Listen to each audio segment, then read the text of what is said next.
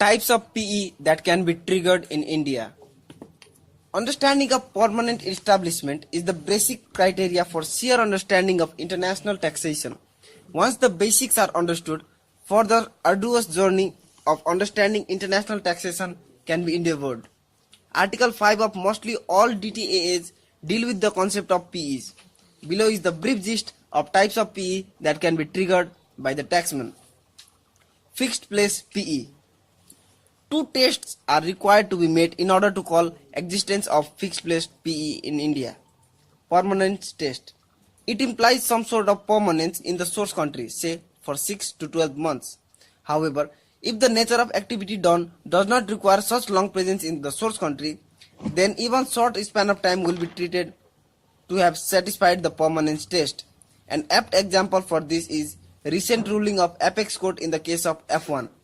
Honorable Supreme Court held that even if F1 had control for just a few days, then also it will be deemed to have satisfied the test of permanence. This is because main event of F1 was held for a few days only, and during such few days F1 had full control over such place. Disposal test. If non-resident has a place in India over which he can exercise full control, then disposal test will be deemed to be satisfied. Such place need not necessarily be a big office. Even a cabin specifically earmarked for employees of non-residents in India can satisfy the disposal test.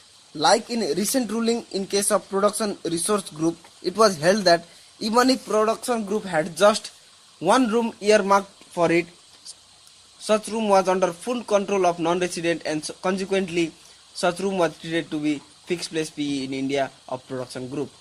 Service PE. Service PE is triggered when employees of non-residents visits India for a specified period of time. For instance, as per India UAE DTAA, service PE will be triggered if employees of a company in UAE visits India for a period exceeding 9 months within any 12 months period.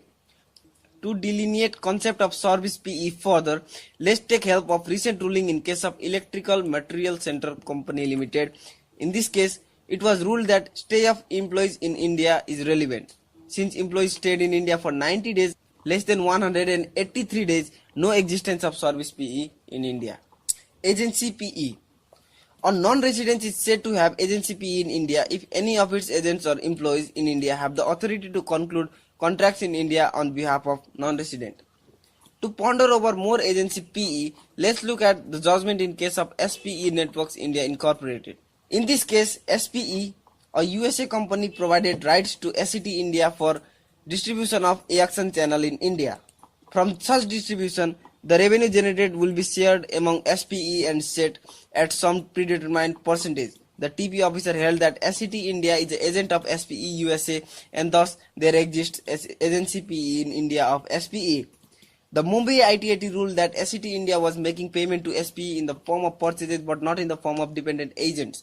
Further, SET India did not possess any authority to conclude the contract on behalf of SPE in India. Postscript.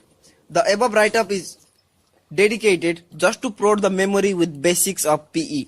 There are avalanche of case laws coming every month by various appellate authorities on determination of existence of PE. Thank you.